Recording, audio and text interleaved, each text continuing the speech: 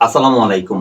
হাসান একাডেমির আরেকটা ভিডিওতে আপনাকে স্বাগতম। আমরা আজকে ত্রিকোণমিতির অনুসরণ ৯.২ এর ২৩, ২৪, ২৫, ২৬ এই ধারাবাহিকভাবে এই প্রশ্নগুলো সমাধান করার চেষ্টা করব ইনশাআল্লাহ। আপনারা যদি এই প্রশ্নগুলো ধারাবাহিক দেখতে পারেন তাহলে আপনারা অবশ্যই এখান থেকে ভালো একটা ফলাফল তৈরি করতে পারবেন ইনশাআল্লাহ। আসুন তাহলে শুরু করি। আমরা এখন আলোচনা করব ২৩ নাম্বার ৯.২ এর বোর্ড বইয়ের অঙ্ক ২৩ নাম্বার। অঙ্কটা হলো sin θ প্লাস cos θ ইকুয়াল 1। এটাকে আপনি সমাধান করতে হবে। তাহলে সমাধান কিভাবে করবেন দেখেন, আমরা সমাধান আজকে নিয়ে আসছি। তো আমরা প্রথমে যে মাঝখানে ইকুয়াল দেওয়া আছে প্রথমে বা দিয়ে করব।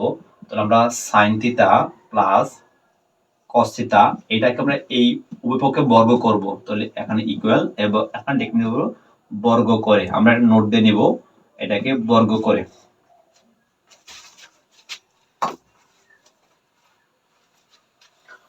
তাহলে আমরা কি করলাম, sin θ প্লাস cos θ এর ব্র্যাকেটে স্কয়ার দিলাম এবং ইকুয়াল এর পরেও স্কয়ার দিলাম। তার মানে আমরা কি করলাম, উভয় পক্ষকে বর্গ করলাম, মানে অঙ্ক করার জন্য স্কয়ার দিলাম।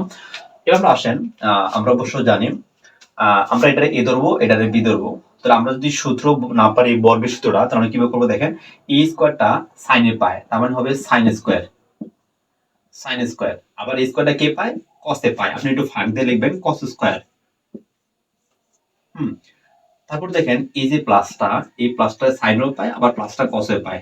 স্কয়ার মানে বর্গ, স্কয়ার মানে কি বর্গ, বর্গ মানে সূত্রের 2, সূত্রের 2। তারপরে এই দুটো লাগাই দিবেন সাইন গুণন কস, তার মানে এবি। হ্যাঁ, এখানে আমি যদি বলি 2ab মাঝখানে গুণের সম্পর্ক। দেখেন এই স্কয়ারে সাইনে পায় সাইন স্কয়ার, এই স্কয়ারটা কসে পাইলে কস স্কয়ার, আর মাঝখানে প্লাস, এই প্লাসটা সাইনও পায় কসও পায়। তার মানে এরপর আসলে মাঝখানে জায়গাটা কিভাবে করবেন, এখানে হচ্ছে বর্গ, বর্গ মানে স্কয়ার, স্কয়ার মানে সূত্রের 2, সূত্রের 2 মানে এখানে কি দাঁড়ালো 2, এরপরে এবি, এ বলতে সাইন আর বি বলতে হলো কস, আর ইকুয়াল দিয়ে এই ইকুয়াল দিয়ে এই এক দুইবার এককে এক হয়। এবার আসেন আমরা তারপরে কি করব, এখানে দেখেন দুটি স্কয়ার, এই সাইন স্কয়ার এবং কস স্কয়ার আমরা একদিকে নিয়ে আসবো।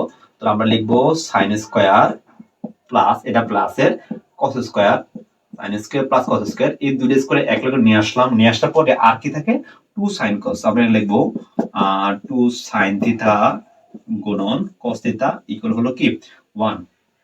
এবার আমরা যদি কখনো ৯.২ এর এই অঙ্কগুলার করতে গিয়া দুটো স্কয়ার যুক্ত সংখ্যা দেখি, তখন তো তার মান হয় 1। তার মানে sin square plus cos square এটা মান হয় কি 1। এটা একটা সূত্র, sin square plus cos square equal হলো 1। তার মানে এই যে শব্দ মান হয় 1। তারপর কি থাকে প্লাস 2 sin থিটা গুণের সম্পর্ক cos থিটা আর ইকুয়াল থাকে কি 1। এটা আমরা এটা মান এই sin স্কয়ার এবং cos স্কয়ার মান হলো 1 প্লাস 2 sin ইনটু cos আর ইকুয়াল হলো কি 1। এবার আসেন আমরা বাক্য বা কার মান, এটা হলো অক্ষর, এখানে অক্ষর কাটায় sin থিটা প্লাস হলো cos থিটা। তাহলে এখানে অক্ষরটা কি দাঁড়ালো sin theta plus cos theta. আমরা এখন sin থিটা এবং cos থিটা মান করব, sin থিটা গুণন cos থিটা। তাহলে একটু খেয়াল করেন, আমরা এক লগ করব sin থিটা গুণন হলো cos থিটা ইকুয়াল, এটা টান দিলাম। আমি sin থিটা গুণন cos থিটা বাদ দিয়ে বাকি সবগুলো ইকুয়াল পরে নিয়ে যাব। কিভাবে নিয়ে যাব দেখেন, তাহলে আমরা ইকুয়াল পর আছে 1, এই 1 ঠিকই থাকবে, ইকুয়াল আগে সেটা প্লাসের পরে গেলে সেটা মাইনাসের হবে, মানে উপরে হবে। ইকুয়াল আগে সেটা গুণের সম্পর্ক, পরে গেলে কি হবে ভাগের। দেখেন আমরা সবগুলো কিন্তু একসাথে ট্রান্সফার করলাম। কিভাবে, sin ইনটু cos রাখলাম, রাখার পরে ইকুয়াল দিলাম, ইকুয়ালের পরে যে সংখ্যাটা আছে ওই সংখ্যাটা উপরেই থাকবে। ইকুয়াল আগে সেটা প্লাসের সম্পর্ক, ফরম্যাটে কিসের হবে মাইনাস সম্পর্ক, মানে উপরে থাকবে। ইকুয়াল আগে সেটা গুণে, ফরম্যাটে কি হবে ভাগে। তাহলে আমি যদি এখানে সুতরাং লিখি sin থিটা গুণন হবে cos থিটা, এক থেকে এক বিয়োগ করলে হবে শূন্য, শূন্য দ্বারা 2 এর ভাগ করলে কত হবে শূন্য হবে। তাহলে sin theta into cos theta মান কি পেলাম 0 পাইলাম। যদি জিরোটা এখানে দুটোটা পাই, সাইনেরও পাই কসেরও পাই, জিরোটা সাইনও পাই কসও পাই, তাহলে যেন এখন হয় sin থিটা ইকুয়াল 0, আবার এটা কসেরও পাই, লিখবেন অথবা cos থিটা ইকুয়াল 0। এবার আমরা কি করব, এই sin থিটা এখান থেকে sin উড়ে দিবেন। এইজন্য যদি যেখানে sin বা যে কোনো একটা অক্ষর উড়াবেন, এই অক্ষরটা সেম ইকুয়ালের পরও লিখতে হবে।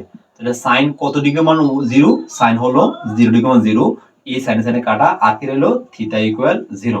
এবার দেখেন এখানে আমি লিখবো cos থিটা, এখানে আবার cos কাটা লাগবো। যদি sin 0 হয় তাহলে cos হবে ডাবল, মানে উল্টা 90 ডিগ্রি মান 0, তার মানে cos cos কাটা, তাহলে থিটা ইকুয়াল হলো কত ডিগ্রি? 90 ডিগ্রি। তাহলে আমরা থিটা মানটা কি পাইলাম? 0 ডিগ্রি অথবা 90 ডিগ্রি হতে পারে। এইটা আমরা মান পেলাম।